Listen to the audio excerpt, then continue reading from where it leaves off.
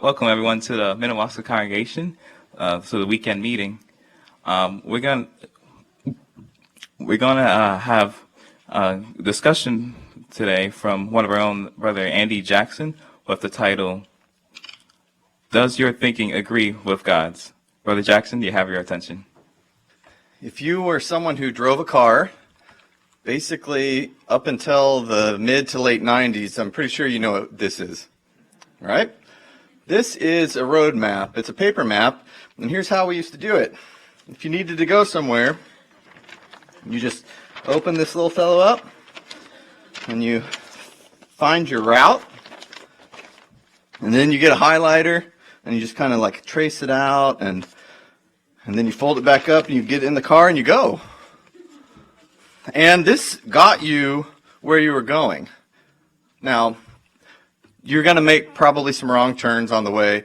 You're definitely going to do some backtracking. You're very likely you're going to run into some traffic, but it'll get you to your destination. Well, now the rest of you, this is how you get around, right? Now think about how the GPS works with your phone. There are over 30 satellites orbiting the Earth right now, and your phone is talking to at least 3 of them simultaneously, and it's telling you where you're at, the direction you're going, and your speed.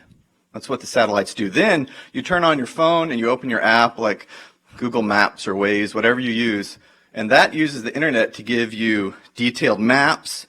It's going to give you your real-time traffic information, multiple routes to choose from, how much it's going to cost in tolls to take your route. It's going to warn you of delays, accidents, roadworks, and if you get off course, it's going to reroute you automatically. So these maps are good, but the GPS right now is really way better. And when you think about it, that's a lot like the way we work. Think about the theme of this talk. Does your thinking agree with God's? Well, let's turn to a scripture and let's see what Jehovah thinks about that and how it applies to us. That's Isaiah 55, 8 and 9. So here's what Jehovah says. For my thoughts are not your thoughts, and your ways are not my ways, declares Jehovah. For as the heavens are higher than the earth, so my ways are higher than your ways, and my thoughts than your thoughts. So our brains, it's like this old paper map, they work, but they're imperfect. And we will make mistakes if we try to follow that only. And the difference, though, between our brains and this map is on our own, we won't get where we're going. But then you think of Jehovah. For the illustration, it's like the GPS. It's way better. But really, that falls short as an example. Because when you think about when this was written, if you go back to Isaiah chapter 9, Jehovah says, as for the heavens are higher than the earth. Now, when this was written in Isaiah's day, they didn't really fully comprehend what the heavens even were, and they had no way to measure it. So if you were an Israelite and you read this verse, what you would hear is, my ways are incomprehensibly higher than your ways, because they had no way to even know what that distance was. And so what Jehovah is telling us is that if we want to have success in our life, we are not capable on our own to do it. But he's not saying this to make us feel bad. It's not to hurt our feelings, but really it's to let us know we need humility and we need modesty. So to have success in our life, we need to harmonize our thinking with Jehovah's. So then our first question is, how do we do that? Well, Jehovah made it very easy. He gave us one-stop shop right in his word. And what's beautiful about the Bible, it's this perfectly curated book that has narrative, which are the stories that we like in the Bible. It has songs, it has poems, it has history, it even has like discourses and talks. It's very diverse. So there's something in there for all of us, no matter what our personalities are or what our likes or dislikes are. There's something for all of us. And then Jehovah put it in there specifically to create a clear picture of who he is. And not just who he is, but how he thinks and even how he feels. So all we need to do is read it. But we need to read it with a goal to understand it. So let's go to another verse. Let's go to Psalm 119. And let's look at Psalm 119:97 and then verse 104. And this is the formula for how to start getting our thinking in line with Jehovah's. So Psalm 119:97. How I do love your law. I ponder over it all day long. And then go down to 104. By your orders, I act with understanding. That is why I hate every false path. So this is our formula. Step 1, love his law. Step 2, ponder over his law. Step 3, act on it. So we need a Bible reading program if we want to have success. But is that something that maybe has been a challenge for you to develop? I think it's pretty safe to say that we probably all, at some point, it's been hard. Sometimes we get into a good routine and sometimes we fall out of it. It's a constant battle. And that's okay, as long as we're trying. And here's just a couple of ways that this might help you to have a good Bible reading program. So our first way is think quality over quantity. It's not about how much you read, it's about how much you can comprehend. So we need to pick an amount that fits us. We're all very different. So some people like reading a chapter, some people, that's too much. Even our circuit overseer, remember what he said? His quantity is 5 to stay alive. So quality over quantity. And then a second step is a little acronym, PRPP. It's from my LDC days. Pray, read, ponder, pray. So if you want to take a note of this, it's the February 2023 Watchtower, study article number 7. And it's called Get More Out of Your Bible Reading. So pray, read, ponder, pray. Pray. So when we sit down, just say a brief prayer to Jehovah, and that's to orient yourself. Get your mind and your heart ready. Even asking, help me concentrate, if that's an issue. Then, we read it. And again, we read at a quantity and a pace that we can handle. And some people like to read aloud. I've talked to some who like to listen to it on their phone and they follow along. There's a lot of options. But make sure that we do that, we read it. And then number 3 is ponder over it. That's where we stop and then we dig a little deeper. So we have our study notes, we have our cross-references, our research guide. Just take a minute to find a couple verses and dig a little deeper into them. And then the final is pray again. Now this is the fun prayer where you get to really sit down and just talk to Jehovah. We thank him for it, but this is an opportunity to tell Jehovah everything you just read. Explain it back to him in your prayer, how you understood it. Talk to him about parts maybe you didn't really fully get. Why is this in here? Tell him that. Tell him parts of it that amazed you or that encouraged you or strengthened you. This is an opportunity to view Jehovah as your friend and really get into a conversation with your friend about what you just read.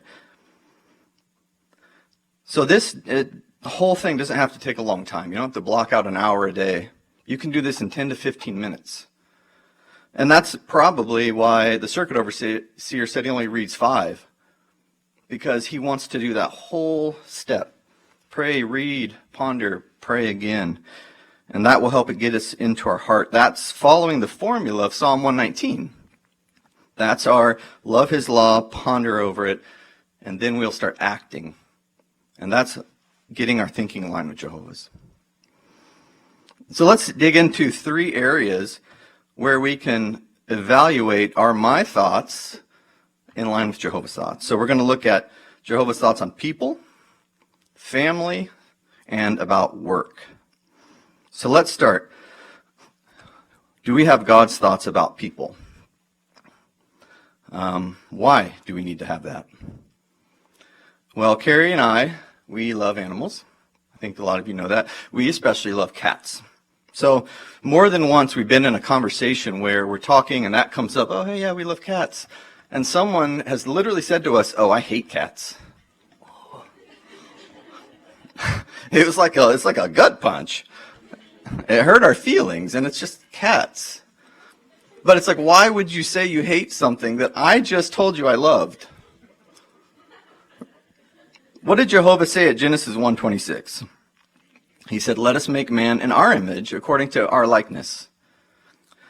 So humans, in Jehovah's eyes, are the top, his very favorite creation on earth. So in Genesis 1:26, what Jehovah is saying is, I like people. So when we say, I hate this person, or if we say, I hate those people, that's a gut punch to Jehovah. You're saying you hate what he loves. So what is God's thinking? Let's dig into that even more in depth. What does he say in his word? Let's go to Acts chapter 10, and let's look at verse 34 and 35. Acts 10, 34 and 35. Let's hear what Jehovah says from his own mouth. At this, Peter began to speak, and he said, now truly I understand that God is not partial. But in every nation, the man who fears him and does what is right is acceptable to him. Jehovah is impartial. He likes the diversity. So when he looks at people from every nation, every race, he loves them, and he likes that variety. He likes different thinking.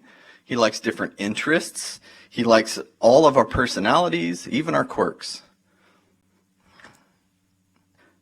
So we reflect Jehovah's thinking by rooting out of our heart any prejudice that we may have to anybody just because they're different from us. But why is it so hard for us to be impartial? Well, let's go back to those I hate cats people. The first Mr. I hate cats, well, when he was little, he got bit by a cat. So he's scared of them. The second I hate cats person grew up in a dog family and never had cats. So they love dogs, so that's just maybe how they feel. And the other I hate cat person, they're from the city. They don't have any pets. So they just don't have the experience. What this means is that it's hard for us to be impartial because we're so easy to influence. We can absorb thoughts and attitudes just by the people we're around or the way we are raised. We can have ignorance of other cultures because we've just never been around other cultures. We've never traveled or experienced it, so we just don't know. And then also it can be a result of pride, which is just an imperfect human trait. So the question, how do we reject flawed thinking like that and take on Jehovah's point of view? So let's look at two ways. Two ways we can do this. The first way, Jehovah is kind and generous to everybody, even unappreciative ones. In Matthew 5:45, he says that he makes the sun rise on both the wicked and the good, and he makes it rain on both the righteous and the unrighteous. So what that verse is portraying is Jehovah exhibiting perfect humility. So we reflect Jehovah's thinking by demonstrating that same humility, by being kind to people even when they're unkind to us. Now we think, what's the main way we do that? What's really in the ministry? That's kind of the first thing that comes to our mind when we're at someone's door, we're preaching, and maybe they're rude to us, but we show kindness. That's really the primary way. But really, every day of life, we can demonstrate that kindness. What is a place that you picture is the hardest place you could imagine just being kind to everybody? For me, it's the DMV. I went there recently, and I already was in a bad mood because I'm going there, and I was praying, Jehovah, let me be peaceful, peaceable, and not grumpy, and I sat there, and I did that. I wasn't grumpy. At least I thought I wasn't. What a waste of time. I wasted 2 hours sitting there doing nothing, just trying not to be grumpy. No bad came from it, but no good came from it either. So I didn't get what I needed that day, so Carrie had to go the next day to the same DMV, and she had the same prayers, but here's what she did. After she prayed, she smiled at people, which might be hard for you to believe. She helped this little lady find the bathroom. She struck up a couple of friendly conversations. So two very exact same situations, but in one situation was just neutral, and the other situation had a positive result. So that's being kind and generous, even to those who aren't appreciative. It's promoting peace, breaking down barriers through kindness, and really it's aligning our thinking with Jehovah's. Well, let's look at another way that we can align our thinking, and that's Jehovah cares about all people, but he chooses as his friends only those who love him. Let's go back to Acts 10, verse 35. What does it say specifically? It says, "But in every nation, the man who fears him and does what is right is acceptable to him."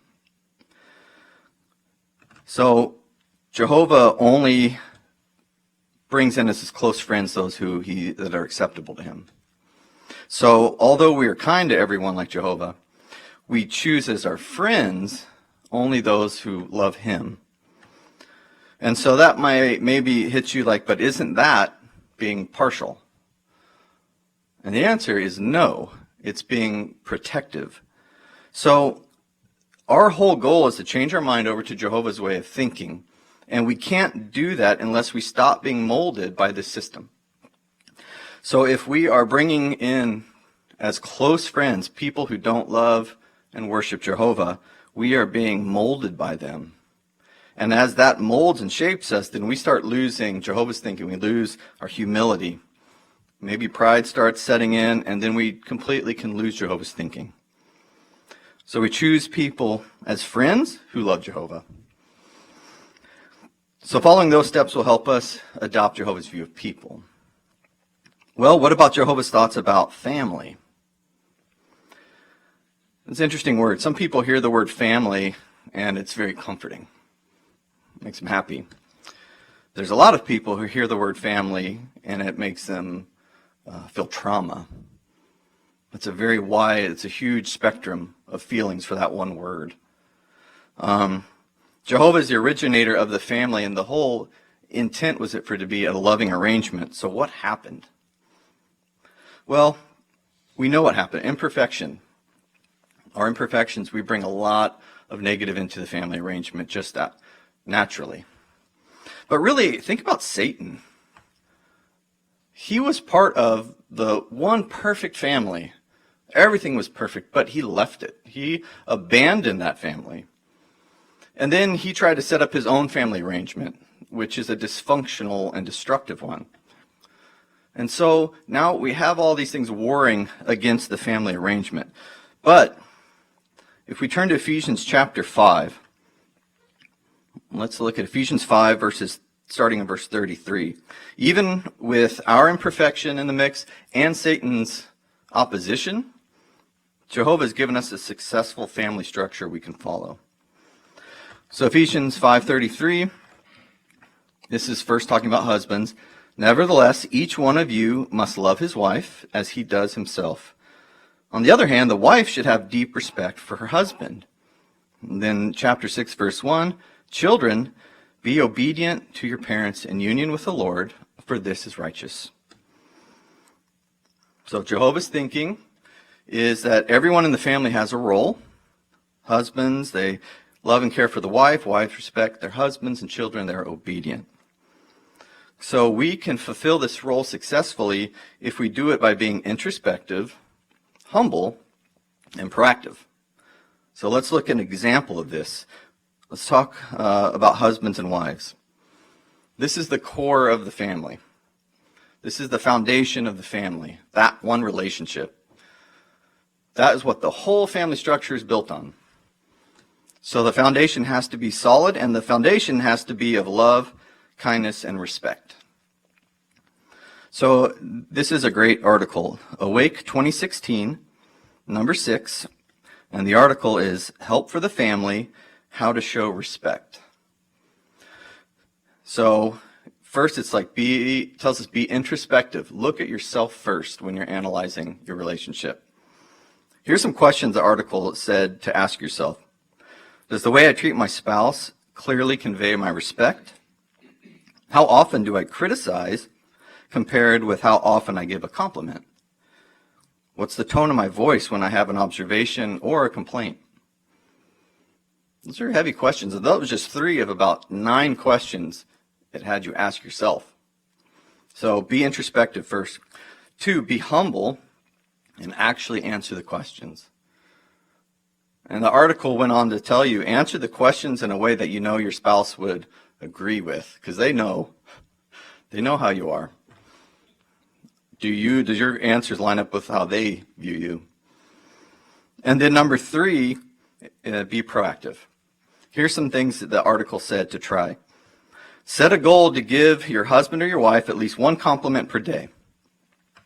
Think about their admirable traits and use that as the basis for your compliments. And make that a habit. Get into doing this every day. Tell them what you admire about them. See, this all sounds very basic because it is very basic. Foundation materials are typically very basic materials. It's rock, sand, Portland, and some metal. But it's the main thing that holds everything up. So build a solid foundation by strengthening your relationship as a couple and as parents. Now, kids, let's look back at your role. What did Jehovah say was your role in Ephesians 6:1? It said, children, be obedient to your parents. Is that easy? Well, we were all kids once, so I think we can say it's not. It can be hard to always be obedient. It can be harder if we are raised by parents who have problems. A lot of parents have serious problems. Some have serious flaws. But Jehovah still gives you this. This is your role. So for example, when I was little, my dad was diagnosed with a serious mental illness, and my dad had addiction problems. So that made it hard to be obedient all the time. So I'm sure there's some out there that have faced something similar or are facing that. So how can we apply, as kids, Ephesians 6? Jehovah addresses our issues in verses 2 and 3. He says, honor your father and your mother is the first command with a promise. The promise that it may go well with you and you may remain a long time on the earth. Look at the footnote in 3. What did it say? It may go well with you or that you may prosper. So, Jehovah acknowledges that it can be hard being a kid sometimes, and it can be challenging, but he says that regardless of the quality of your upbringing, if you show humility and you fulfill your role, he's going to promise you that you have a good future. He promises you that you will prosper. So, how can you do that? How can you accept that promise, be humble? Well, by being proactive. So here's another article for you younger ones, even us adults, it's a great article. April 8, 1988, Awake. Young People Ask article, honor your father and your mother, but why? This is an old article. One of the references talks about teenagers going to disco, so you're going to have to kind of take that into account. However, the advice is still solid. What it does is it tells you what honoring your parents means, why you should honor your parents. What do we do if what the article calls if you have problem parents? That's one of the headings. What do you do if you have problem parents? And then how do you get to the point where you can recognize that a lot of what your parents are saying is actually right? So you young ones, Jehovah loves you. So keep showing your parents that you love them by obeying them. And Jehovah will see that you're thinking like he does, and he promises that it will go well with you. Okay, our last thought we need to line up with Jehovah's, and that is Jehovah's thoughts about work. Now, when we think of Jehovah, is the first thing that pops into your mind about him that he's a productive worker? Maybe not. Maybe you think of a lot of other things first, but what's interesting, what was the very first thing Jehovah said about himself in the Bible? Genesis 1:1. What did he say? He created the heavens and the earth. So right out of the gate, Jehovah is telling us, he's like, I'm a hard worker. I like work. So why do we want to adopt his thinking on work? How does that benefit us? Well, let's go to his word. Let's go to Psalms 104. Psalms 104, starting in verse 24. It says, how many your works are, O Jehovah? You have made all of them in wisdom. The earth is full of what you have made. And go down to verse 31. The glory of Jehovah will last forever. Jehovah will rejoice in his works. So we see the earth is full of what Jehovah's done, his work. And then 31, though, what's it tie work with? What quality? Joy. Jehovah rejoices in his work. So if we find ourselves thinking or feeling or saying that I hate working, we're missing out on a whole channel for getting joy. Jehovah rejoices in his work. So if we love work, we can have joy. So we can cultivate a positive attitude towards work. But when I think about this congregation, I know nobody hates work here. You're hard workers. But what if you don't hate work? What if you hate your job? There's a brother in technical training at Bethel, and when he would train, us new boys and girls up, and he would sometimes say, you can't hate it if you love it. Well, what did he mean? Well, he meant that the majority of our feeling towards our work is mental. And if we can adjust our mindset, we can enjoy it. And so I think about, especially our congregation, how many people have moved here to reach a goal, to work at Bethel, which is a beautiful goal. But maybe you came from somewhere where you had a good job. You liked it, you worked with people that you enjoyed, and then you come here, and is it easy to find a job here? It's not. I know that firsthand. It's hard to find a good job. So maybe right now you're in a job that you hate. So how can Jehovah's thinking help you through this difficult time? Well, you can't hate it if you love it. Hating takes so much energy. So it's all about energy management.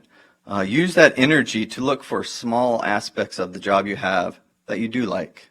Maybe you can kind of focus on that. Use your energy to get better at your job. Sometimes when we hate something, we just don't want to do it. But that just makes it harder. So work hard and get better at your job. That will help. And sometimes you just can't find anything you like about it. So use that energy to replace the negative headspace with positive. Sometimes we just have to pray and thank Jehovah that we have a job right now, we have a little bit of money, and we will wait and work with him until we get a good job that we like. There's a brother who moved into this area. He moved in with his wife and kids, and he went from having a job he liked to having a really tough job when he moved here. And so he said, I don't even care that this job is hard. He said, as a family, we're fulfilling our goals. My kids are happy. My kids are making friends. Me and my wife are happy. We're making friends. And he's like, in this job right now, it's paying my bills. I have a good life. You see, he did that. He took that negative headspace. He got rid of it, filled it with something positive, and he didn't let his circumstances dictate how he felt.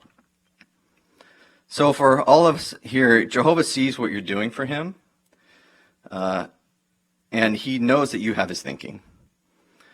And what's most important, he's seeing you're cultivating contentment right now, knowing that it's all about having a good relationship with Jehovah and our service to him. So doing this helps us have a balanced life, but it helps us have a good relationship with Jehovah and shows that we have his thinking, especially towards his view of work. Okay, so those are 3 ways we can align our thinking with Jehovah's. Is that it? We're like, all right, we did it. Move on. Has anyone ever watched a Formula One race? When you watch a Formula One race, you might think these guys, they jump in their super fast cars, they pedal to the metal, and they just drive as fast as they can, and they win. And that's not at all what's happening.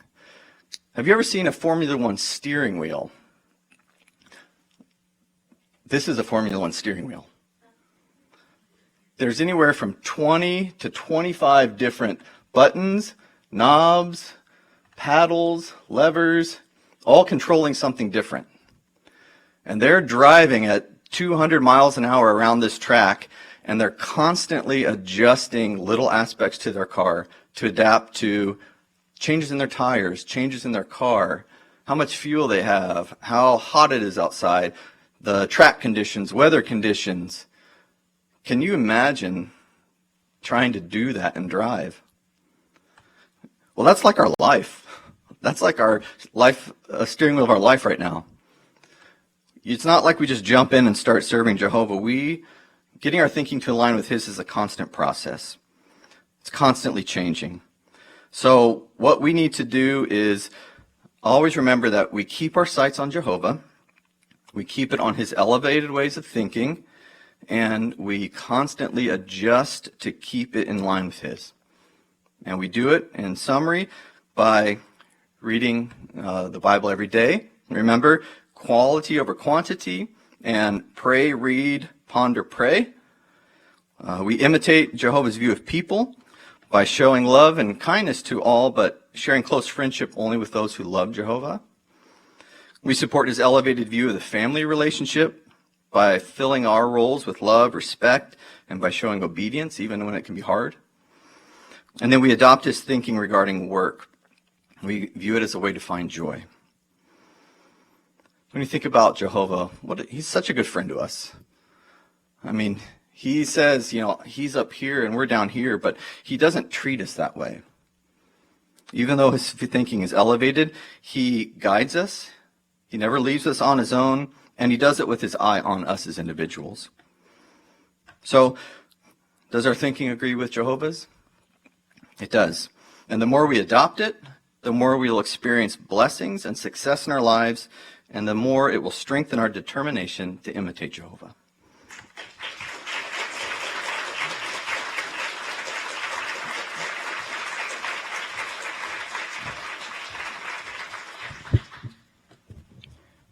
Thank you, Brother Jackson, for giving us the roadmap to have our thinking align with Jehovah's thinking.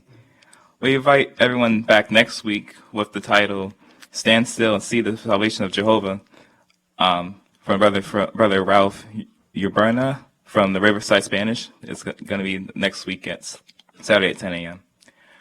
We'll go into the next part of our meeting. We invite Brother John Lehman for the watchtower.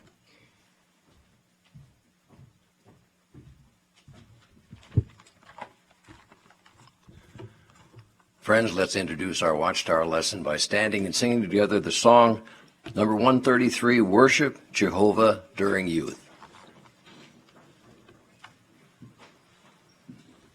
Today, one of the verses in that song was giving our best to our God and our King.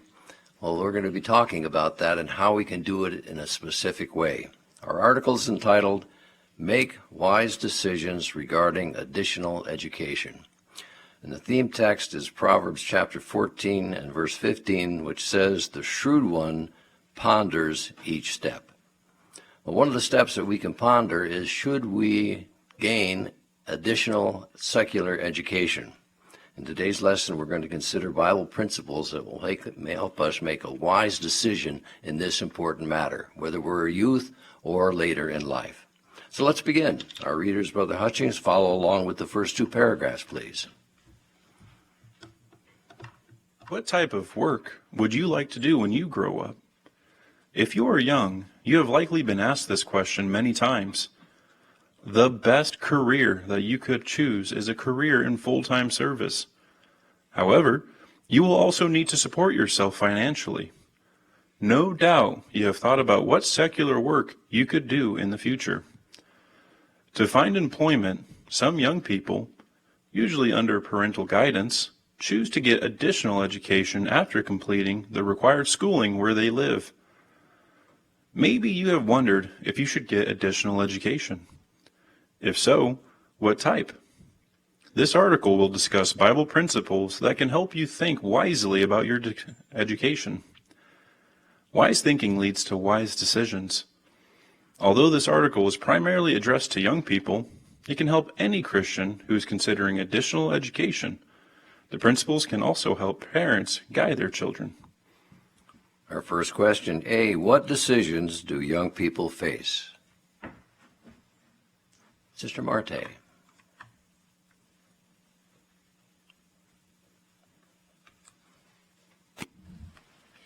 Most young people face the decision of having to choose a job when they grow up. And I remember this question, what type of work would you like to do when you grow up? That was at 8 years old. That's what I was asked. We can relate to that. And Sister Chen. And it's one of the first adult decisions that a young person might face. And they might have classmates that are all making different decisions. It feels like you have one shot in choosing the career that you want to do for the rest of your life. So there's a lot of pressure. Those are all factors for sure. Brother Laftani.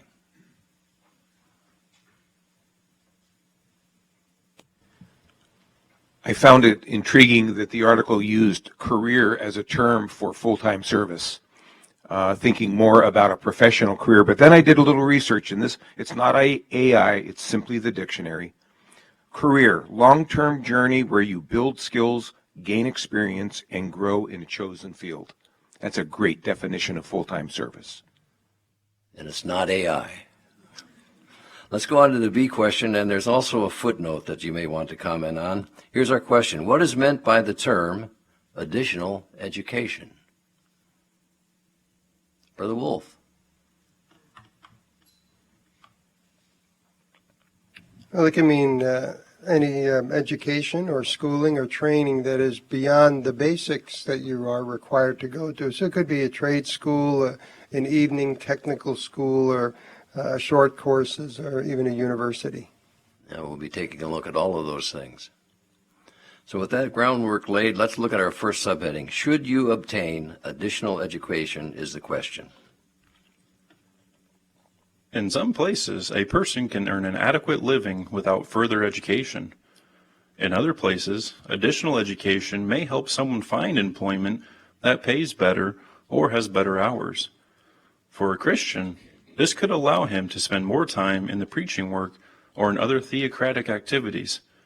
Yet, additional education requires sacrifices and can present a Christian with certain challenges. Paragraph 3, why might some Christians consider obtaining additional education? Sister Turner. Because if we choose to enter the full-time service, we have limited time left for secular employment. So a skill may allow us to make more for the hours we work. That is sensible, isn't it? And Brother Kosacek. And the prices of things is just rising slowly. Also in places like New York, it's just expensive to live. So people might need a little bit more money to actually make a living. That is a reality. Paragraph 4. The Bible says that each person must carry his own load of responsibility. Thus, each adult Christian must make his or her own decision about whether to obtain additional education. Parents are also responsible for decisions regarding their young child's education, and their guidance can prepare their child to make wise decisions about education once he is an adult. This paragraph has an extensive footnote, and we'll look forward to your comments on it. Our question, who should decide if a Christian will obtain additional education?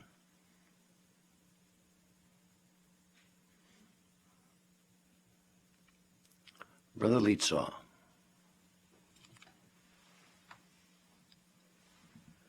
Well, that is a decision for each adult Christian to make based on their conscience, evaluating the circumstances, for example, that we mentioned in paragraph 3, and then parents also have a share in that decision-making process. Absolutely. Brother Ellison. And the parent's role in that is highlighted in that scripture, Proverbs 22:6. Train up a boy the way he should go. That training starts at a very early age, and the way that they should go is the way that Jehovah directs them. That's what parents want to instill in them, to have Jehovah's viewpoint of that. And when they're able to accomplish that, they don't have to make every decision for them. The child will already know what is the best course he needs to take. That is the principle. Sister Krieger. And the reason why it's best to let each person decide is because of what's stated at Galatians 6:5, which says each one will carry his own load. So each person has to live with the subsequent circumstances or consequences that these decisions make, and that's why even if we have strong personal opinions on these things, we let everybody choose for themselves. Yes, that's a fact. Brother Turner. So that footnote also mentions that there's an adjustment to how this matter is viewed organizationally, but it makes a statement that the dangers still exist. So nothing has changed. The facts on the ground are exactly the same. It's just our view of that responsibility for each person is adjusted. That is a key point. Brother Tuosto.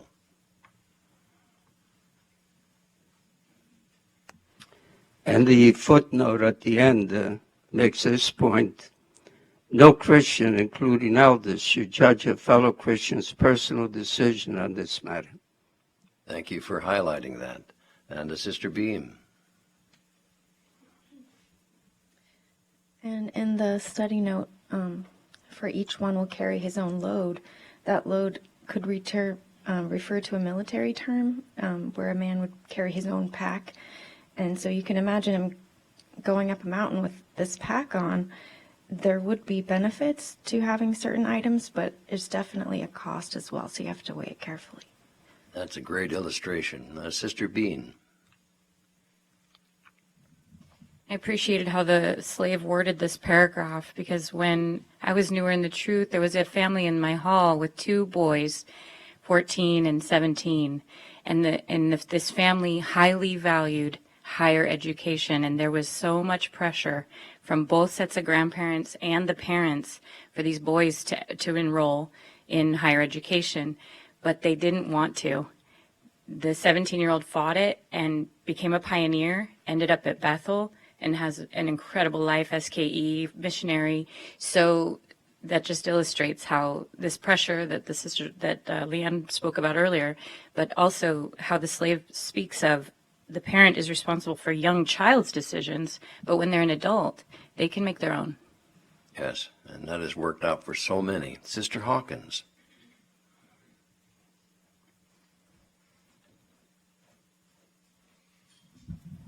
My thought was along with Cinnamon Bean, that footnote that says about the military term of a soldier carrying his own pack. Can you imagine carrying 2 or 3 other people's pack going up? That would be very difficult. So we only are responsible for our load. We're not supposed to be trying to carry other people's load. That is so reasonable. Brother Lafferty. It's interesting watching through the years parents make these decisions in harmony with their children.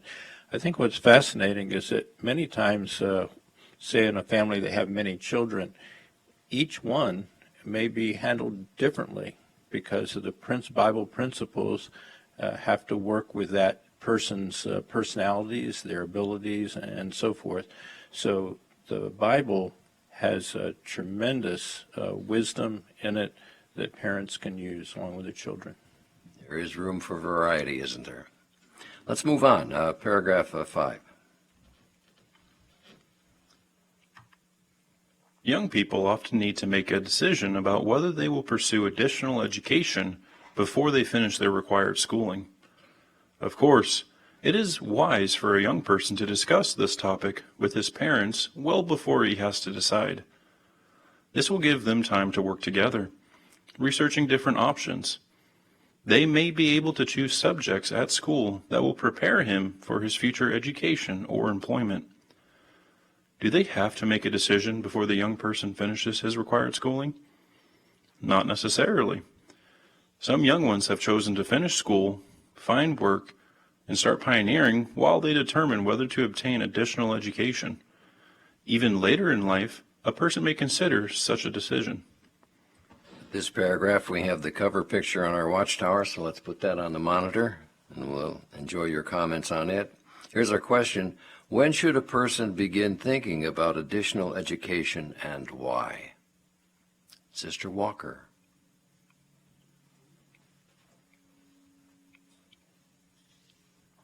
It can be good to think far ahead about making this decision because it will influence what courses the person will take while he's still involved in his required education.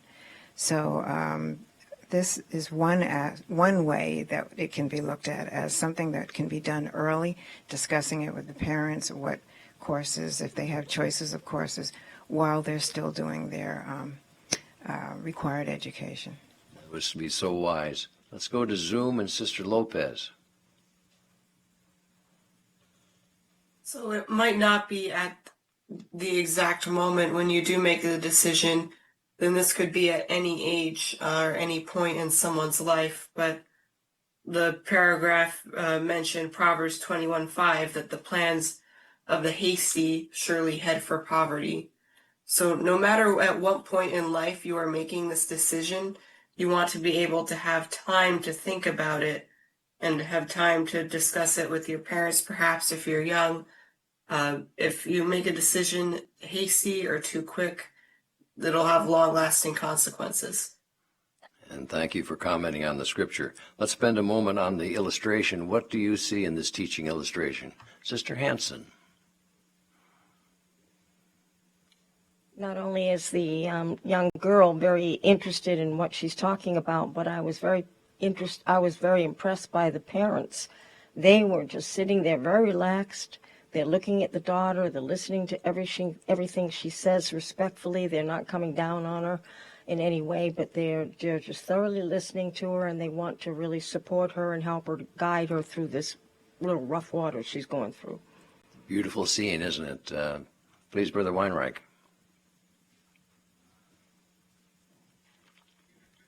And additionally, the first part of Proverbs mentions, but the plans of the diligent lead to success. Here we see they're taking the full picture. They have the Bible out, a broadcast that's pertinent to it, but then they also have pamphlets of maybe different paths, whether on different types of higher education. But she also has her notebook. Maybe she's making lists of pros and cons, as well as counting the cost. If she makes the wrong choice, some people are paying student debts for the rest of their life. So they're taking a diligent approach to it to make sure to make a good choice. The picture captures that, doesn't it? Brother Meehan. It's good that parents can see in their children, even at a very early age, certain things that they like. You know, if the child has a musical interest or is very into art or maybe is good with puzzles, math, that can give a parent a clue as to what, perhaps what field that might be best suited for him. Some fathers will already be in a trade, and when the child is still very young, give them their own little play tools so they can start learning how to do the trade. So at Bethel, we see young brothers who are very skilled in the trade when they came in because they were starting their training with their parents since childhood. What a blessing that would be. And Sister Austin.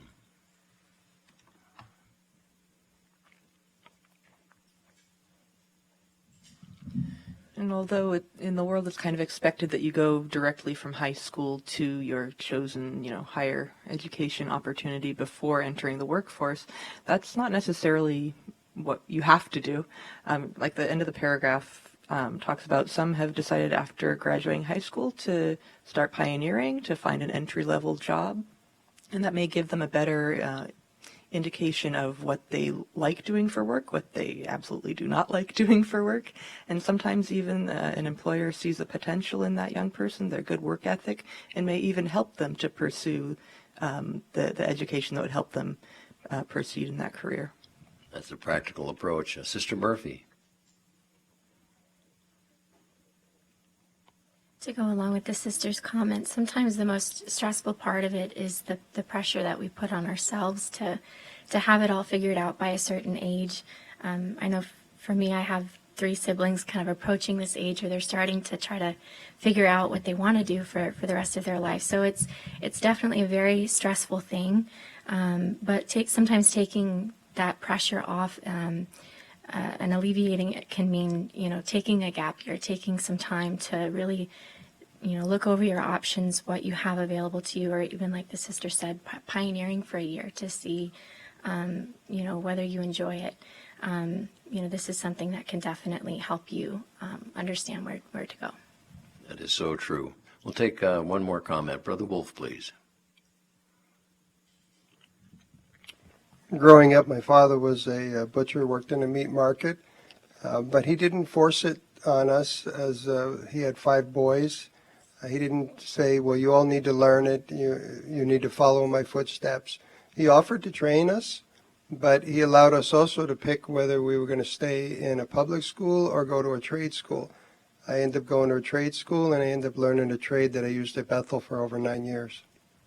But you still can make a good observation about a cut of meat, right? Paragraph 6.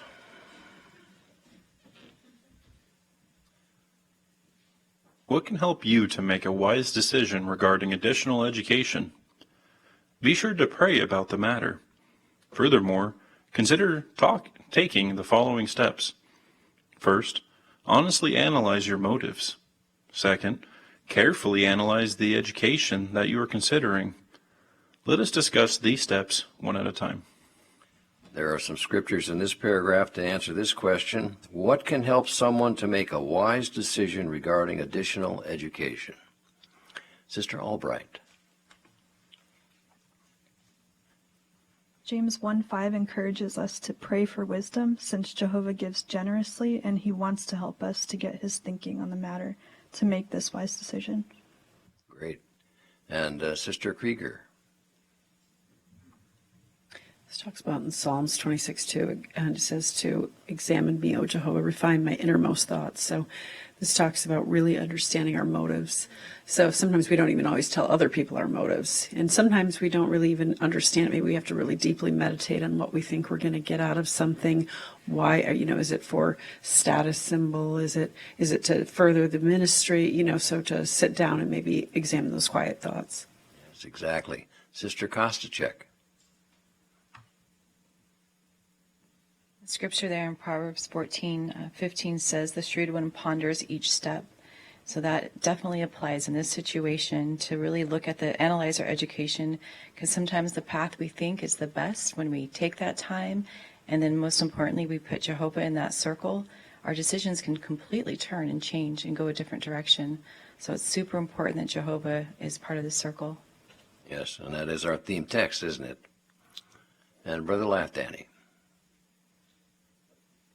And that third one, the great comment that Tyler just offered, takes us back to the footnote that we had regarding the dangers.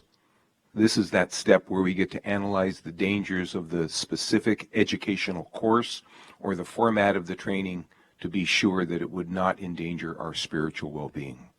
Thank you for making that connection. Our next subheading, Analyze Your Motives, number 7. If you are thinking of obtaining further education, a key question to ask yourself is, why do I want to obtain this form of education? Many people pursue education so that they can get a job that they will enjoy or one that pays better. Are these motives wrong? Not necessarily.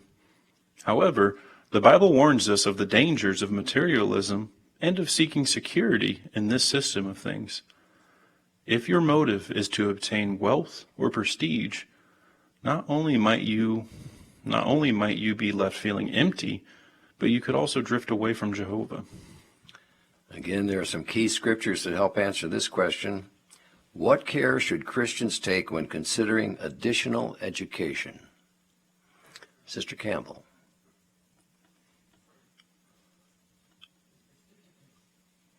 We want to remember to examine our motives. Proverbs 23:4 reminds us, do not wear yourselves out to gain wealth. So if we pursue additional education, we want it to be to care for our needs and to serve Jehovah more fully instead of chasing money or status in the world. For Sure. Sister Reitz.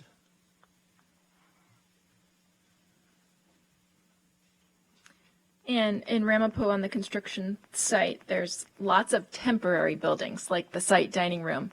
And we know it's only going to be there until the project is done, so we didn't put in marble floors or fancy wood walls. That would be ridiculous because when it's done, it's going away. So when we're considering additional education, we can think about it similarly. We just need a practical solution that's going to work for us until the end of the system. Nice illustration. Sister Schuster. So we know that our motive in these matters is really the key.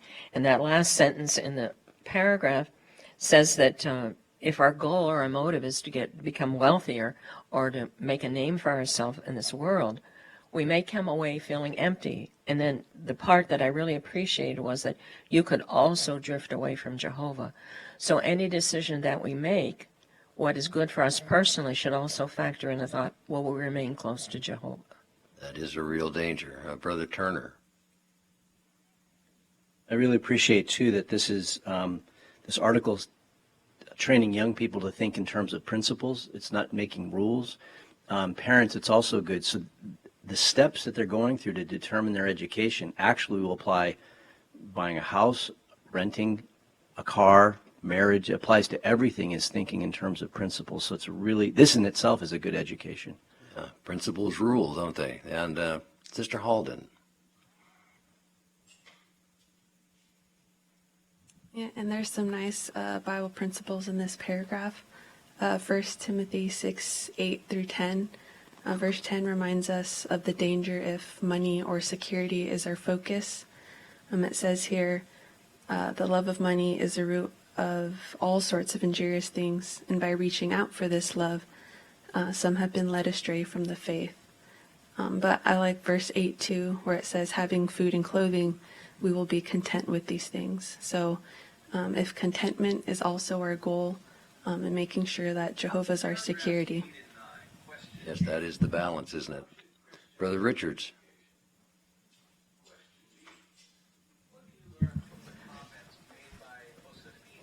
And the reason that we really need to use Bible principles to analyze our motives is the fact that our children in school are bombarded by an impure motive. School teachers and counselors, they almost have this mantra that they repeat over and over and over again, and that is that you need a good education to get a good job so you can make a lot of money. So that's not our motive. Our motive is based on Bible principles. No, we need to counteract that, don't we? And Brother Kostacek? The entertainment industry is pushing the opposite of what Proverbs 23 is saying. It's saying there's so many ways you can make money. You have to invest. You have to think about it. You have to plan for it. Check your bank account every day. Push for it. It's in essence saying wear yourself out to gain wealth. And that's the opposite of what Jehovah is saying. So I love what it says, stop and show understanding. Stop and ask why. Why am I doing this? Why am I thinking about this so much? There's so much reason that the scripture makes sense. So important. I love the end of that verse. It sprout wings and away it will fly. Then where are you at? Let's go to paragraph 8 and 9. They're together. How then should you view education? Nothing should be more important to us than serving Jehovah. So view education as a means to help you support yourself while you focus your life on serving Jehovah wholeheartedly. Note what helps some Christians to keep a proper view of additional education. Josefina from Chile says, secular studies were a means to help me serve Jehovah as fully as possible. My education program had to revolve around my spiritual goals, not the other way around. A sister named Maureen chose a 1-year course to become a hairstylist. Why?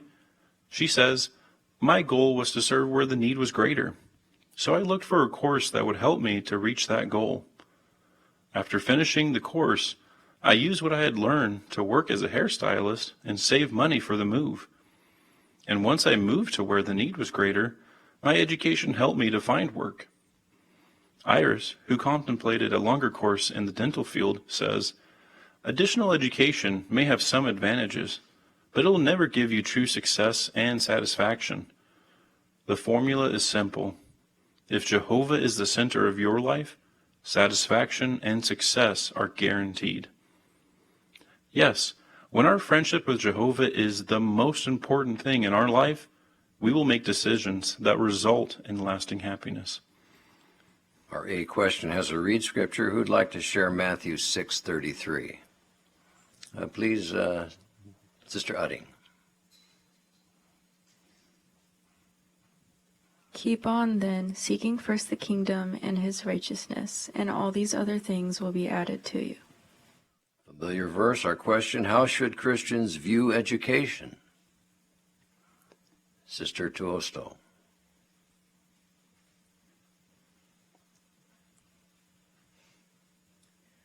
Well, when we dedicated our life to Jehovah, we said we would live for Jehovah.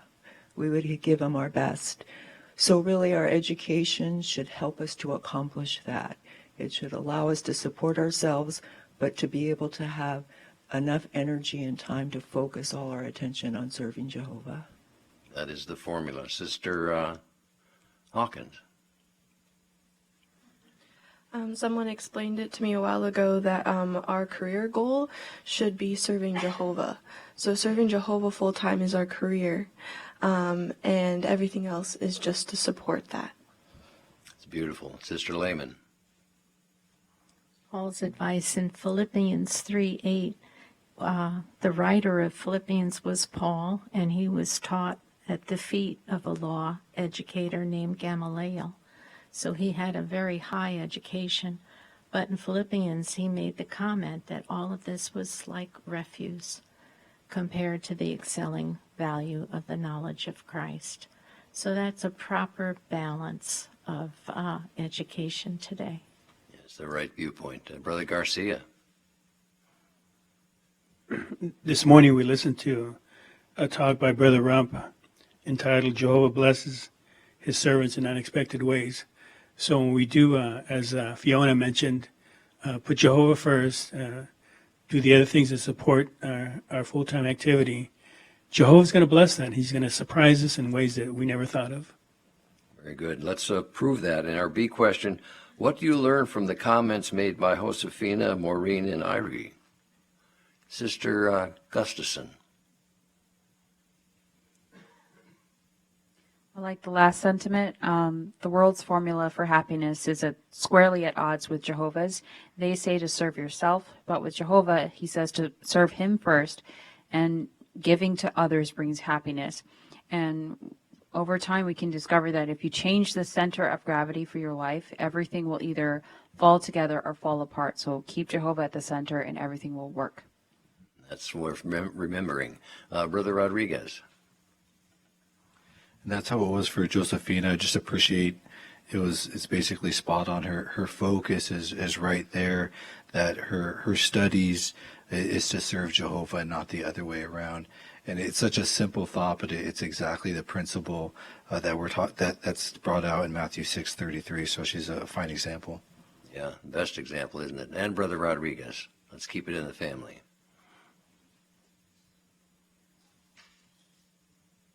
I appreciated Iris's comment where she expected satisfaction and true success to come from. It wasn't from her job. It was from serving Jehovah. Well said. Sister Jackson.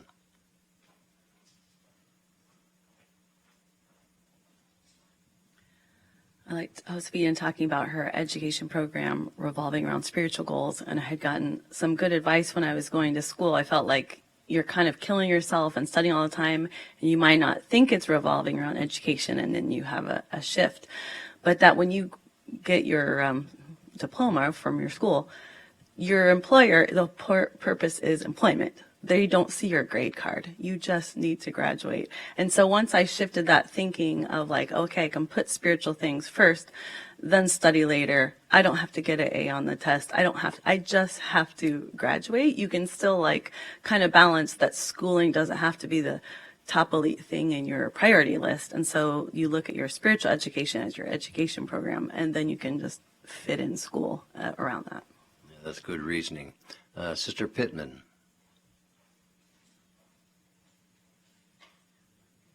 And I really like how in all three of these examples, they each went about it differently. They chose different roads of education, different ways that they might support themselves, but the end result and the focus, their goal, was their friendship with Jehovah and their spiritual career. So there's not necessarily one way of going about that, but the idea is your education supporting yourself in your goal of being able to serve Jehovah more fully. That's well summarized. We need to move on to our next subheading, Analyze the Education, paragraph 10. You may have in mind a specific course or training program, but it is also useful to consider other possibilities, either in the same field or in other fields. Today, there are education options that did not exist in the past, such as online courses.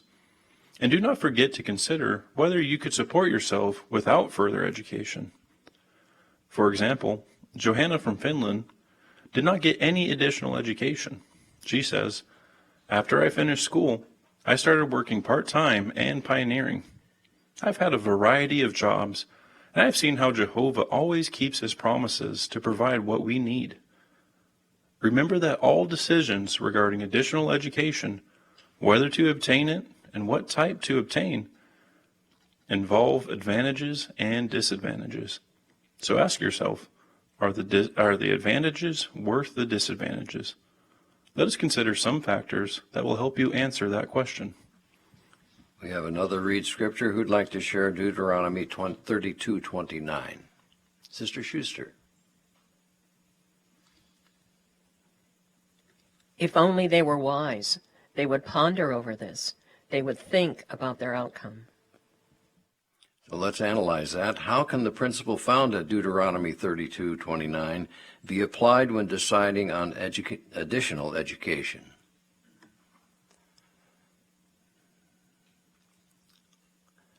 Let's see, Sister Krieger. In this verse, Jehovah is encouraging people to use their thinking ability. It's a God-given mechanism that we have, and so he encourages us to gather details, to look at the facts, and not let ourselves be led by emotions or popular opinions, but to truly do something that makes him happy and that we've thought over. Good analysis. And let's see, Sister Hawkins.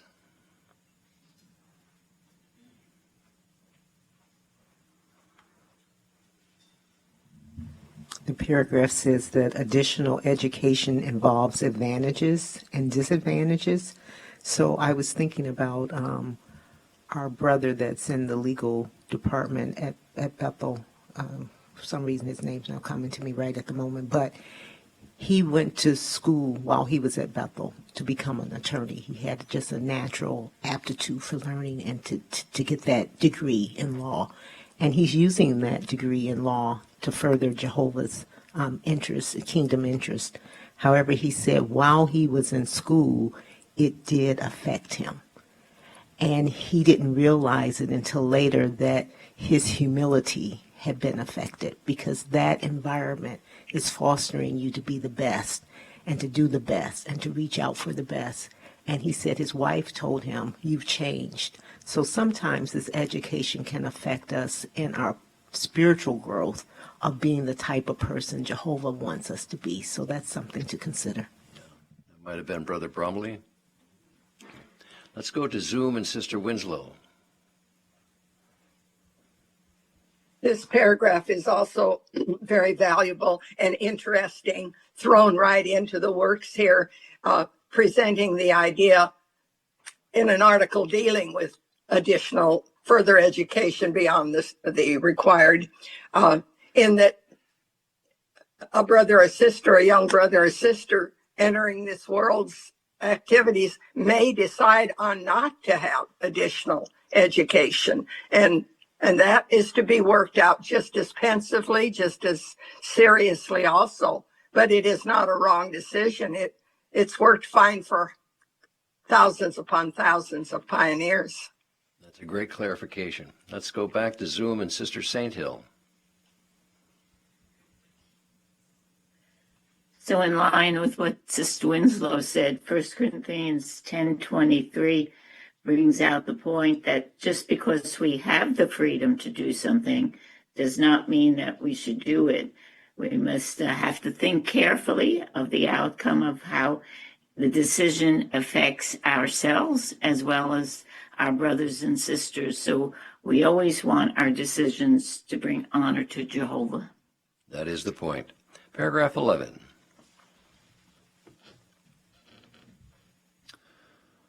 The schedule. Consider how many hours you'll spend each week attending classes, receiving training, and doing homework. Will you still have time for your spiritual routine and family obligations? Consider your secular studies leave you feeling too tired mentally for meeting preparation or personal study. This was the case for Jaroz from India. He says, I struggle to focus on spiritual activities. At times, I miss meetings. Looking back, I realized that the course was not worth the time and energy. Then again, some courses are not so time-consuming. Some are part-time. Others require little homework. For example, Rebecca from Mozambique is happy with her choice of education. She says, the course was only 2 hours a day. It allowed me to continue to regular Pioneer. Let's put the picture collage up with this paragraph on our monitor. And our question, why is it important to consider the schedule of the education or training? Brother Goodman. Green, please.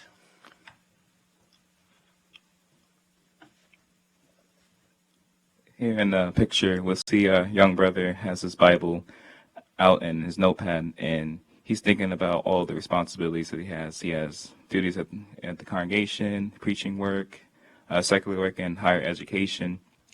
So the brother is deciding, is this education going to affect my spiritual activities? And those are important things to think about, where our schedule will lead us to burn out and cause us to suffer spiritually. Thank you, Brother Goodwine. And Sister Hawkins. And some people tend to reason that, let's say my course is only 9 months or my course is only a year, but is that 9 months of doing nothing but being in the classroom? Or is that 1 year of being in the classroom, not doing my personal study, not going out in service? So this is really important to consider. Maybe the course is a short course, but is it short and intensive? So what is that schedule going to look like? Am I going to be able to continue to do the other things that are more important? All important questions. And Sister Rodriguez. And this paragraph reminded me of our special branch meeting that we had back in the spring, where it was talking about our loads. And yes, we all have to carry our own loads, but it was brought out that we can overload ourselves and then suffer consequences because of that. So it ties into the Philippians 1:10, where we want to make sure of the more important things so that we're not stumbling others or necessarily ourselves as well. Good reminders. Brother Karams.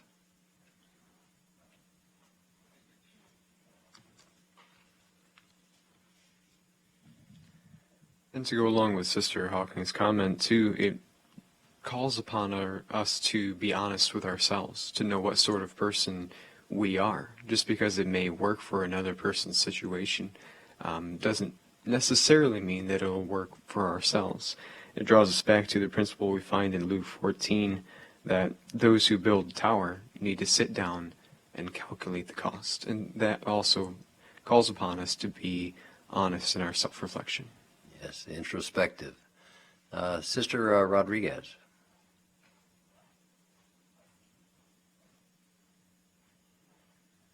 And even if we feel like we can technically fit everything in, we'll be making all of our meetings, we'll go out and service and study, we also need to make sure that we're not going to be so mentally exhausted that we're not really getting much out of our spiritual routine. So that's something else to consider. That's a great point. Let's move on to our next paragraph, the length. The length. Consider how many months or years it will take to complete the education program. Would acquiring that education be the best use of your time? If you are young, will the education program allow you to give Jehovah your best during your youth, perhaps in full-time ministry? Are there shorter education options in the same field? For example, vocational training and trade schools may give you practical skills in less time and at less cost than universities. Mario from Chile says, I chose a 2-year technical course that was cheaper than a university course. I had classes only 4 days a week, which permitted me to pioneer while taking the course. We have a read scripture, Ecclesiastes 12:1. Who'd like to share that? Sister Lietzaw.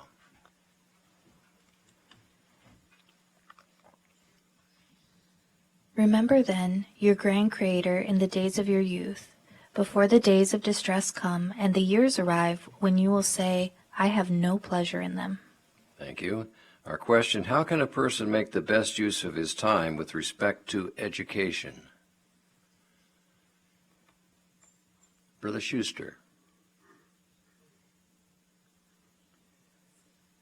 Well, that scripture, Ecclesiastes 12:1, it says to remember your grand Creator in the days of your youth.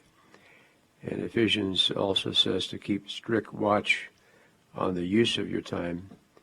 So when you consider education, additional education, you want to consider the length. Sometimes education will require 4, 8, or even 12 years. Some people become a professional student and spend most of their life in getting education.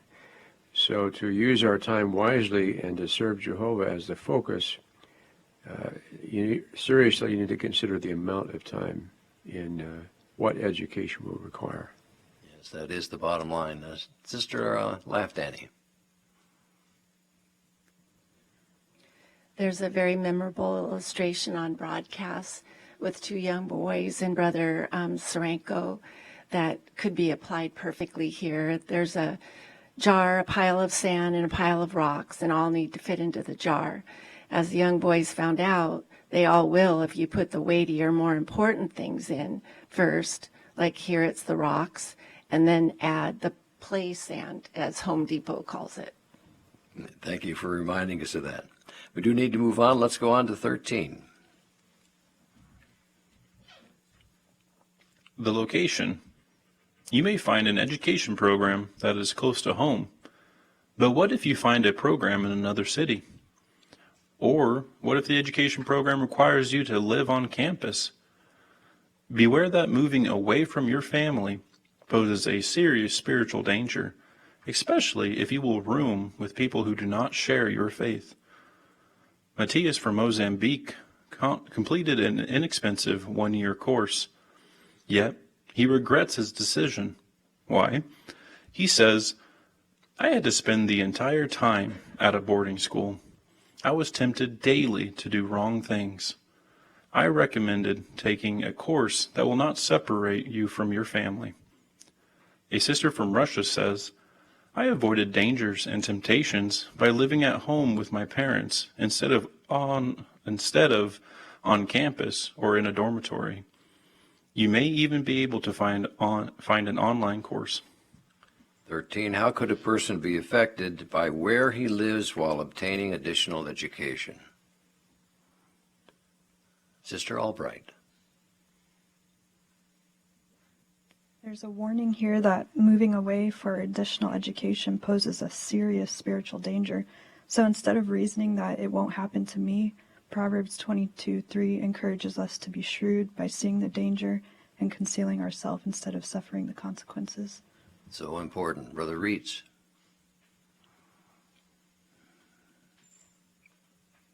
Growing up, I had a couple buddies in our congregation, and they did just that. They made the wrong decision, and they had to live on campus with the particular course that they took, and neither one of them are in the truth today.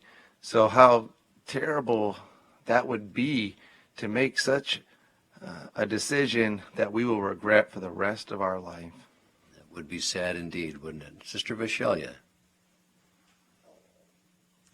We too had the personal experience of friends that lived near a college, and the family would come with their children and drop them off, introduce them to the elders, so really good intentions.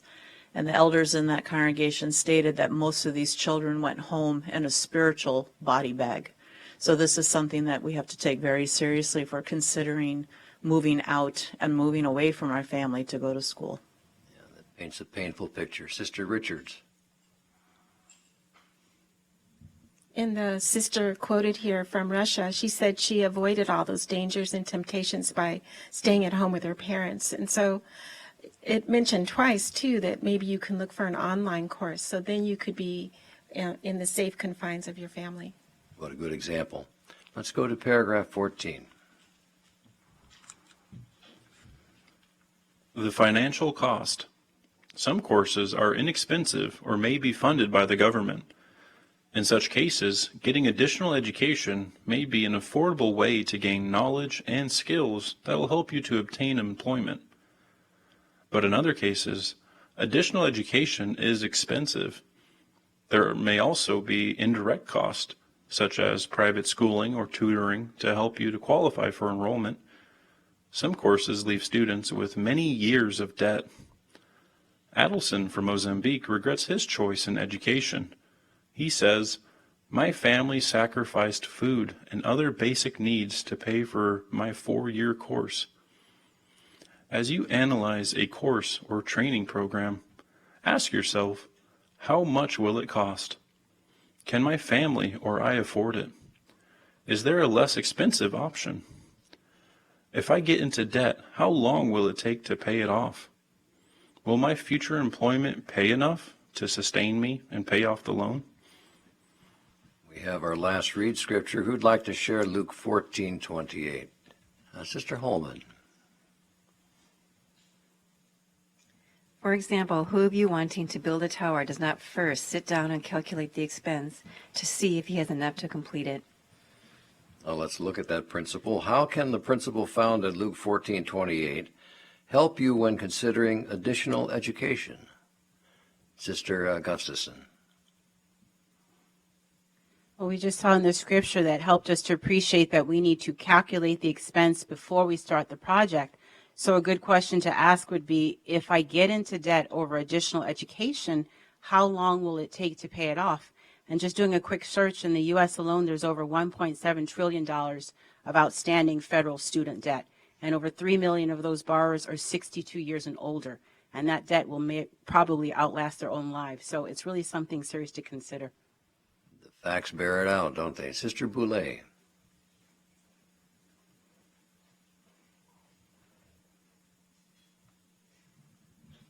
I like how Luke 14:28, it shows not to make a hasty decision, because it says to sit down.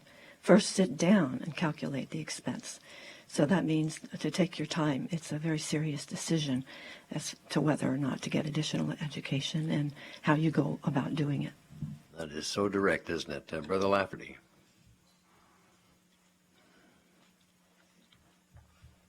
Proverbs 22:7 is also cited, and part of that says the borrower is a slave to the lender.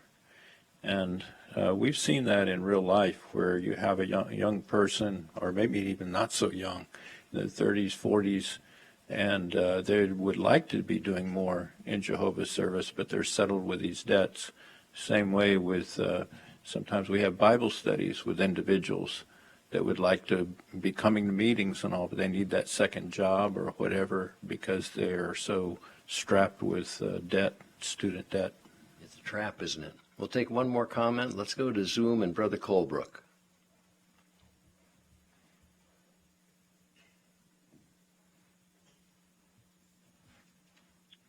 Yeah, I was going to comment on that scripture in Proverbs 22 as well, because a search also showed that on average, with the federal student loan program, many are in debt for 20 to 30 years. And so, and as the paragraph also brings out, you have to ask yourself the question, will my future employment pay enough to sustain me and even pay off the loan? So we may go into all of that debt, and then it's still not serve the purpose of us taking care of ourselves and pursuing kingdom interests. Thank you, Sister Colebrook. Paragraph 15. The work prospects. Consider the employment market where you will live or where you want to live. Will the education actually help you to find a job? Some courses provide little practical training. Instead, they are mostly theoretical, or they focus on intellectual, academic, or philosophical subjects. A sister from India says, "My course did not help me to develop the practical skills that employers require. As a result, I was not able to find work in the field I had studied." Other education may be in a field with few job opportunities. Sublime from the Central African Republic completed a course on repairing air conditioners. However, he says, "Where I live, most people repair things themselves, so it can be difficult to find work." Number 15, why should you consider the work prospects before deciding on a particular type of education? Brother Garcia.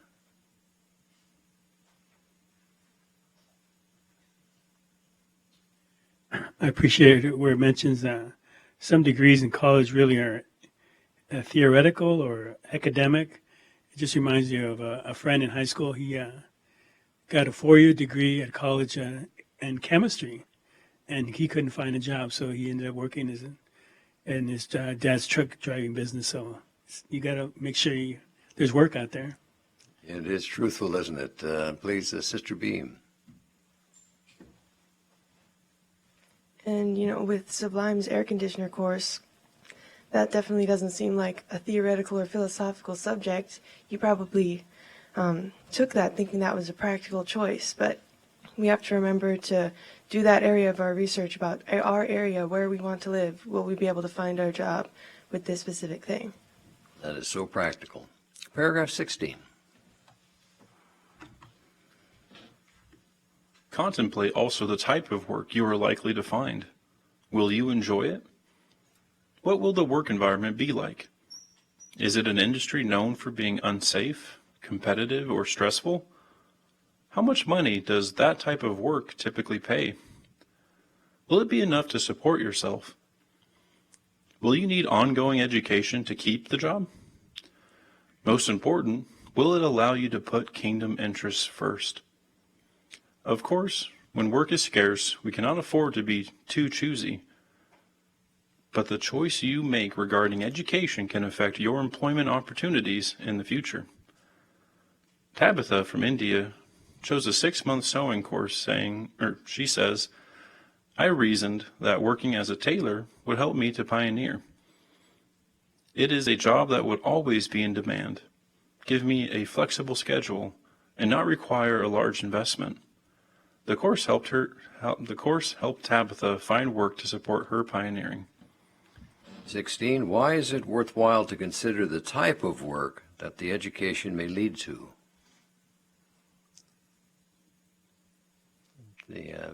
Brother Weinreich.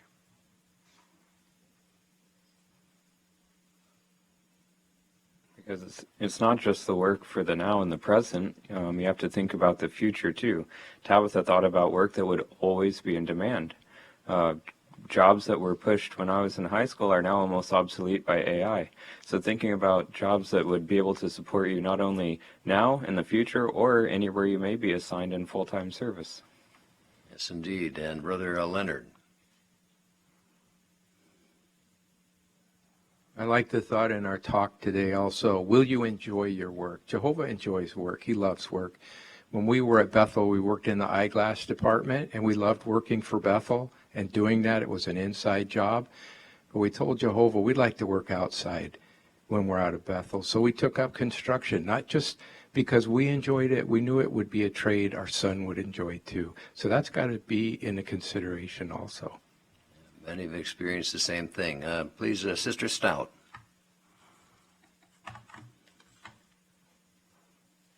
And it's important to do our market research because we have to think about if we want to continue to put kingdom interests first, if the work that we're trying to apply ourselves to is flexible and will allow us to work part-time.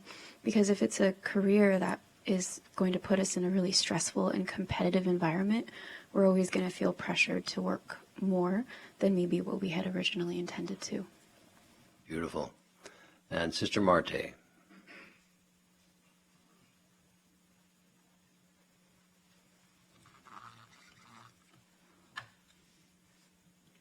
And these are all reasons why Ecclesiastes 3:12 and 13 says that there is nothing better than for them to rejoice.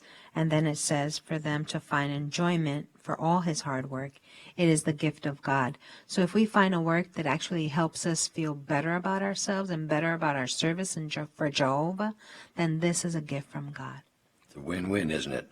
17, please. We have discussed various factors to consider about additional education. How can you find the information you need to make a wise decision? Research potential courses by visiting the institution or its website. Check job listings to learn how many jobs are available in that field. You could also consult with those who have completed similar training or who work in that field. Ask them, what are the pros and cons of that education or employment? Talk to others who are happily serving Jehovah. What education and employment do they suggest? They may even mention a field of employment that you have not considered. 17a, how can a Christian find the information he needs to make a wise decision regarding education? Brother Gustafson. There's a lot to be said for talking with other people, talking with those who got into that training. What I thought was most interesting is talk to the people who are happily serving Jehovah now. Whatever they did worked. So you can get some good ideas about how to be able to support yourself from people who have felt Jehovah's invisible hand carrying them through the ups and downs of life and still happily serving Jehovah while doing whatever job they're doing. Yes, that's not hard, is it? Sister Chen.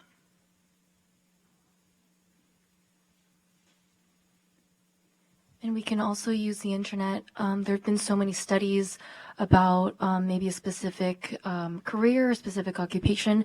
And then again, as Brother Gustafson said that if we're wanting to potentially look at, the witnesses, they've had so many success stories.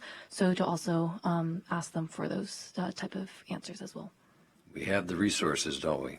Now the B question includes the box Bible principles to consider. Our question, what Bible principles shed light on this decision? Brother Tuosto.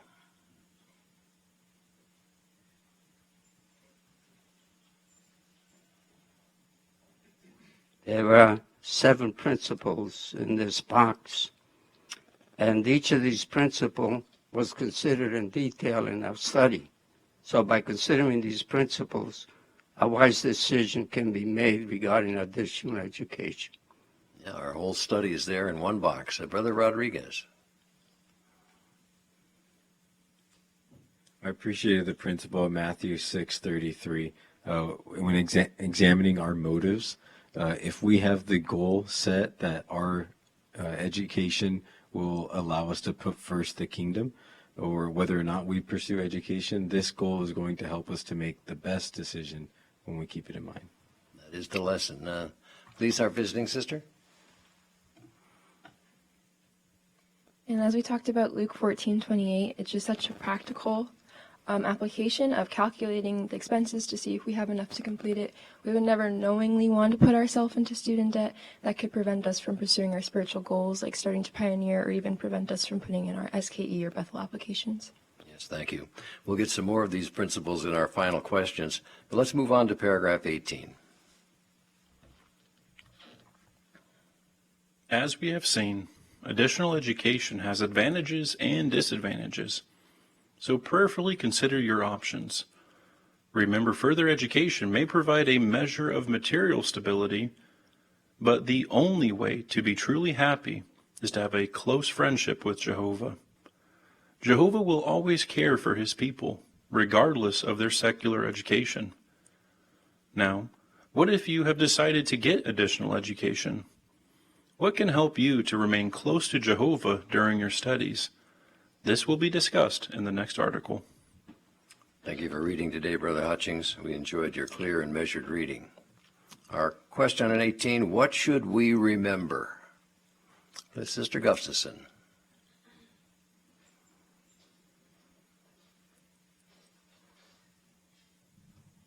I like the scripture highlighted in Hebrews 13:5. It helps us to reset from that mentality that's out in the world that you have to get all this money, you have to get this education now. It says that our life has to be free from the love of money. We should be content with the present things. Why? Because it says Jehovah will never leave us and he will never abandon us. So he is behind us as we try to keep life simple in the system of things to focus on his service. So whatever we do, whatever measure that we take prayerfully, looking at the advantages and disadvantages of education, let's find something that we can do to support ourselves and Jehovah will take care of the rest. That is the total package, isn't it? Sister DeFrancis. And this paragraph reminded me of Jade in the Jade and Anita videos. At first, her school and work schedule was so demanding that she struggled to draw close to Jehovah and even attend meetings. But when she started putting Jehovah first and strengthening her friendship with him, she was able to step back and realistically evaluate her situation. So we should remember that education has benefits, but it's our relationship with Jehovah that brings real happiness. That was a great flashback. Sister Roses.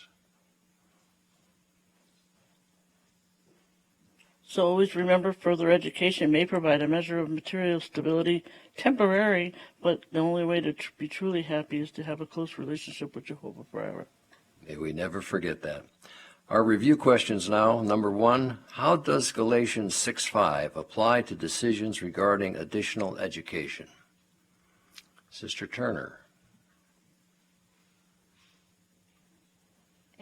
Every person has to decide for themselves about furthering their education, and parents are responsible to help their children perceive Jehovah's will. It's our load, isn't it? How should Christians view further education? Sister Krieger.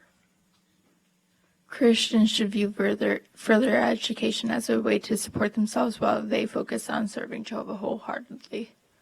It's that simple, isn't it? And finally, what factors should a Christian consider when deciding whether to obtain additional education?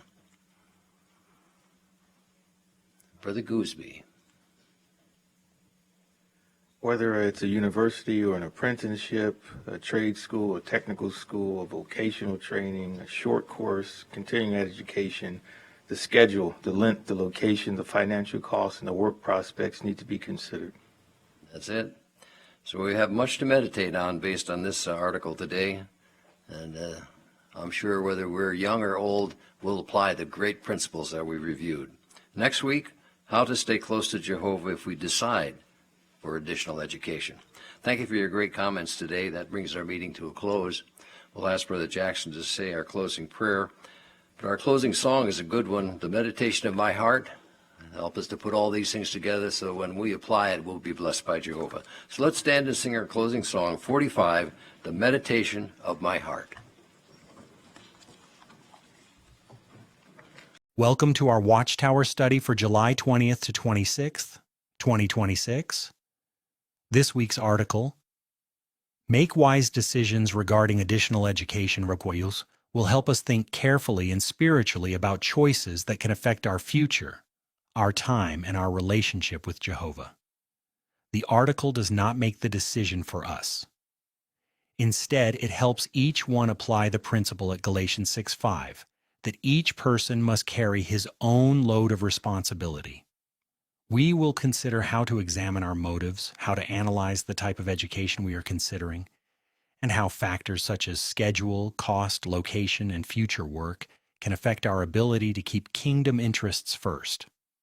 As we study, let's ask ourselves, will my decisions help me put Jehovah first, support myself responsibly, and keep my spiritual goals at the center of my life?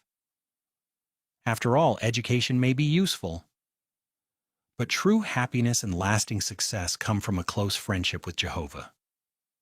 Let's get started. Question 1 and 2. A. What decisions do young people face? Answer. Young people often have to think seriously about what kind of work they will do in the future. Of course, the best career they could choose is a career in full-time service, but they also need to be realistic about supporting themselves financially. So they may need to ask, what type of secular work could help me care for my needs while still keeping Jehovah first? Question 1 and 2. B. What is meant by the term additional education? Additional education refers to education or training that a person may choose after finishing the required schooling where they live. The article makes clear that the goal is not simply to get more education for its own sake, but to think wisely about whether a certain kind of training may help a Christian find suitable work and still focus on serving Jehovah. Since additional education may affect our spiritual goals, the article next asks why some Christians may consider it in the first place. Question 3. Why might some Christians consider obtaining additional education? Answer. Some Christians may consider additional education because in certain areas it may help them find employment that pays better or offers better working hours. That can be useful if the employment allows them to spend more time in the ministry or in other theocratic activities. At the same time, the article gives a balanced reminder. Additional education can involve sacrifices and spiritual challenges. So the question is not simply, will this help me get a job? But also, will this help me serve Jehovah more fully, or could it create pressures that weaken my spiritual routine? A wise Christian looks at both the possible benefits and the possible dangers. Because this decision can be personal and serious, the next question helps us see who has the responsibility to decide.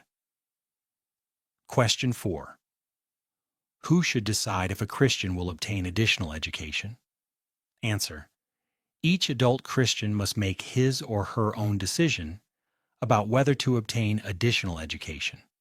Galatians 6:5 says that each person must carry his own load of responsibility, so no one else should take over that personal decision. Others may give advice, but the adult Christian must make the decision before Jehovah. Parents, however, are responsible for decisions regarding their young child's education. Their guidance can help train the child to think spiritually, weigh options carefully, and eventually make wise decisions as an adult. So loving parental guidance is not control. It is preparation. Since these choices can shape a young person's future, the article now considers when it is wise to begin thinking about them. Question 5. When should a person begin thinking about additional education and why? Answer. It is wise for a young person to begin thinking about additional education before finishing required schooling. That allows time to discuss the matter with parents, research options, and perhaps choose school subjects that may help prepare for future training or employment. But the article also shows that the decision does not always have to be rushed. Some young ones finish school, find work, and start pioneering while they decide whether additional education is needed. That is balanced. The point is to plan ahead, but not to panic. Prayerful planning gives room for spiritual goals to remain in first place. So what practical steps can help someone make a wise and spiritually safe decision? Question 6. What can help someone to make a wise decision regarding additional education? Answer. The first and most important step is to pray about the matter. James 1:5 reminds us that Jehovah gives wisdom generously, and we need that wisdom when making decisions that can affect our time, goals, associations, finances, and spiritual strength. The article then gives 2 practical steps. First, honestly analyze your motives. Second, carefully analyze the education you're considering. That is very helpful because a course may look good on the surface, but we need to ask deeper questions. Why do I want it? What will it cost spiritually, emotionally, financially, and in time? Wise thinking requires prayer and honest self-examination. The article first focuses on motives, because even a good-looking decision can become dangerous if the reason behind it is wrong. Question 7. What care should Christians take when considering additional education? Answer. Christians should carefully examine why they want additional education. Wanting a job that is enjoyable or that provides enough income is not automatically wrong. The Bible recognizes the need to care for ourselves and our family. But the article warns us about materialism and seeking security in the system. If the motive is mainly wealth, prestige, or a desire to be admired, the result could be spiritual damage. A person might gain a title or better income, but lose joy, simplicity, or closeness to Jehovah. So the question is not just, can this education benefit me? But what is this desire doing to my heart? To keep our hearts safe, the next paragraphs help us view education in the right place. Not as the center of life, but as a tool. Question 8 and 9. A. How should Christians view education? Matthew 6:33. Answer. Christians should view education as a means to support themselves while keeping Jehovah first. Matthew 6:33 reminds us that nothing should be more important than kingdom interests. So education should revolve around spiritual goals, not the other way around. Question 8 and 9. B. What do you learn from the comments made by Josefina, Maureen, and Iris? The experiences of Josefina, Maureen, and Iris show the right attitude. Josefina said her studies had to revolve around her spiritual goals. Maureen chose a one-year course as a hairstylist because it helped her move to where the need was greater. Iris learned that additional education may offer advantages, but it cannot give true success or satisfaction. The common lesson is clear. Education can be useful, but Jehovah must remain the center. When our friendship with Jehovah comes first, our decisions lead to lasting happiness. Once our motives are clear, we also need to examine the education itself very carefully. Question 10. How can the principle found at Deuteronomy 32:29 be applied when deciding on additional education? Answer. Deuteronomy 32:29 encourages us to think about the outcome of a decision. So before choosing additional education, we should compare different possibilities and ask whether the advantages are truly worth the disadvantages. The article mentions that there may be options we have not considered, such as online courses, shorter training programs, or even supporting ourselves without further education. Johanna's experience shows that some can work part-time and pioneer without additional education, while trusting Jehovah to provide what is needed.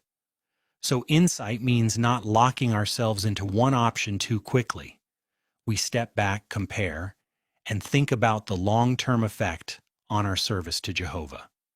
One major factor to analyze is the schedule, because time and energy have a direct effect on spirituality.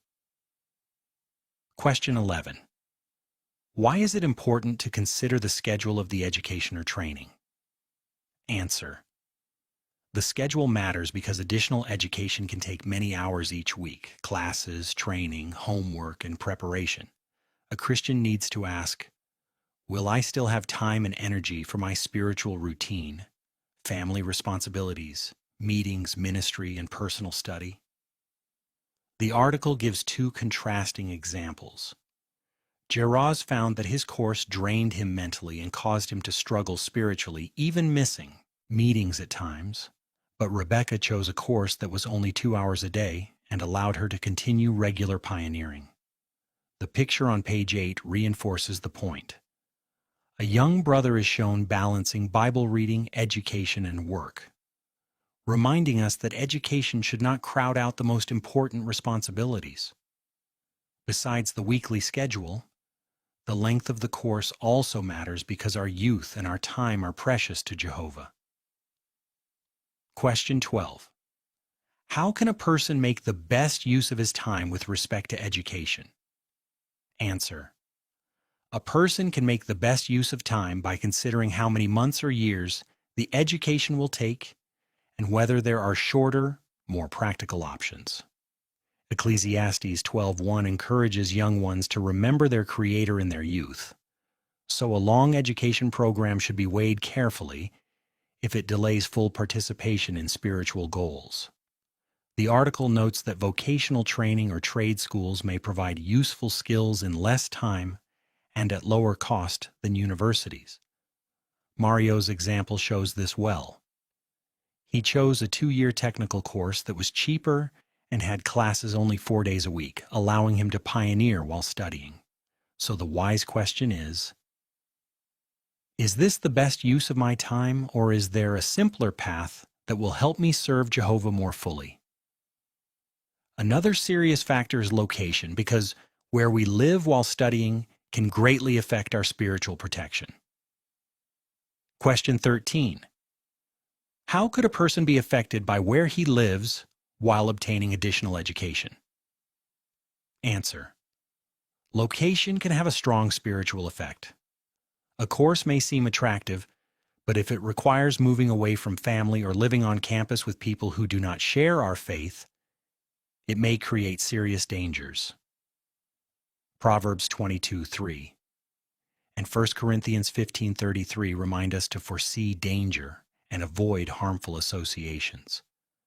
Matthias regretted living at a boarding school because he faced daily temptation to do wrong.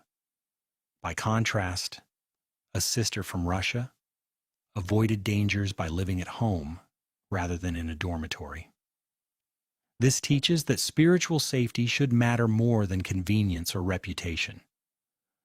A course close to home, an online option, or a setting that keeps us close to family and the congregation may be much safer. Location is not the only practical issue. The article also helps us count the financial cost before making a decision. Question 14. How can the principle found at Luke 14:28 help you when considering additional education? Answer. Luke 14:28 teaches us to calculate the cost before starting something. So before choosing a course, we should ask, how much will this cost? Can I or my family afford it? Is there a less expensive option? Will this create debt, and how long would it take to pay off? This is important because some education programs may place a heavy financial burden on the family. Adilson regretted his choice because his family had to sacrifice food and other basic needs to pay for his 4-year course. That shows that financial decisions are also spiritual decisions. Debt can create anxiety, limit choices, and make it harder to focus on kingdom interests. Even if the cost seems manageable, we still need to ask whether the education will actually lead to useful work. Question 15. Why should you consider the work prospects before deciding on a particular type of education? Answer. We should consider work prospects because not every course leads to real employment. Some programs are mostly theoretical, academic, or philosophical, and may not give practical skills that employers need. In other cases, the field may have few job opportunities where we live. The article gives helpful examples. A sister from India studied but later found that her course did not provide the practical skills employers required. Sublime trained in air conditioner repair, but in his area, people often repair things themselves, so work was limited. These examples show that before choosing a course, we should research the job market carefully. The goal is not just to complete education, it is to find work that supports our spiritual goals. And it is not enough to ask whether there are jobs. We also need to think about what kind of work the education may lead to. Question 16. Why is it worthwhile to consider the type of work that the education may lead to? Answer. It is worthwhile because the job itself can affect our peace, schedule, spirituality, and ability to put kingdom interests first. The article encourages us to think about the work environment, the level of stress, safety, pay, whether ongoing education will be required, and whether the job will allow us to support ourselves while serving Jehovah well. Tabitha's example is very practical. She chose a 6-month sewing course because tailoring would always be useful, offer flexibility, not require a large investment, and support her pioneering. That shows the kind of thinking we want. Not, what job gives me the most status, but what work will help me live simply, support myself, and keep Jehovah first. To make such a decision wisely, we need good information, not assumptions. Question 17. A. How can a Christian find the information he needs to make a wise decision regarding education? Answer. A Christian can find helpful information by researching possible courses, visiting institutions or their websites, checking job listings, and speaking with people who have completed similar training or who work in that field. It is also wise to consult spiritually balanced Christians who are happily serving Jehovah, because they may suggest practical options we had not considered. Question 17. B. What Bible principles shed light on this decision?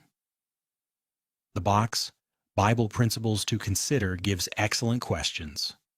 What are my motives? How much time will school and homework take? How many years will the education require? Where will I live? How much will it cost? Will it help me find work that supports me and helps me pursue spiritual goals? These questions help us make the decision with Bible principles, not emotion, pressure, or ambition. After considering motives, schedule, length, location, cost, and work prospects, the article ends with a balanced reminder. Question 18. What should we remember? Answer. We should remember that additional education can have both advantages and disadvantages, so the decision must be considered prayerfully. Further education may provide some material stability, but it will never be the source of true happiness. True happiness comes only from a close friendship with Jehovah. We should also remember that Jehovah will care for his people regardless of their secular education. That gives peace. A person may choose additional education or may choose not to, but the real question is whether Jehovah remains first. If someone decides to pursue additional education, the next article will discuss how to remain close to Jehovah during those studies.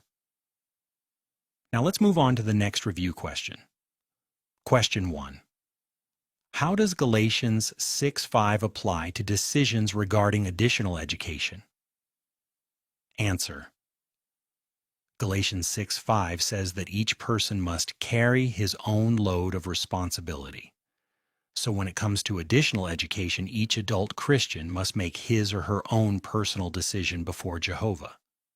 Others can give loving advice, and parents are responsible for guiding their children. But the final responsibility belongs to the person making the choice.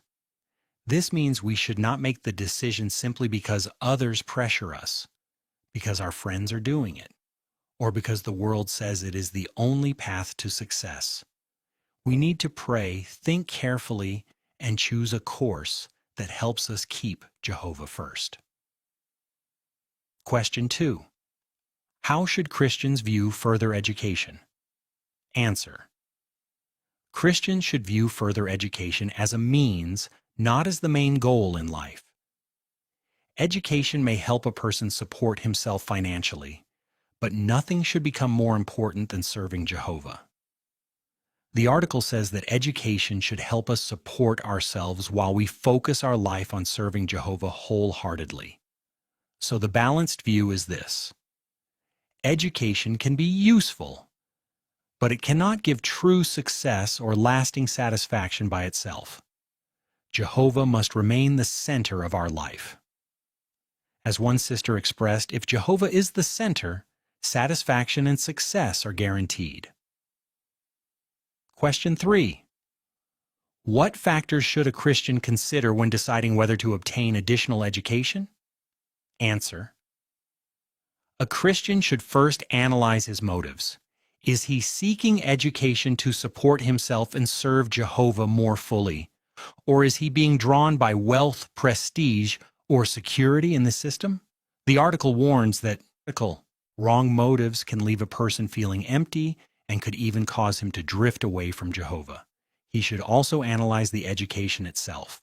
Important factors include the schedule, the length of the program, where he would live, the financial cost, and whether the training will actually help him find work that supports his spiritual goals.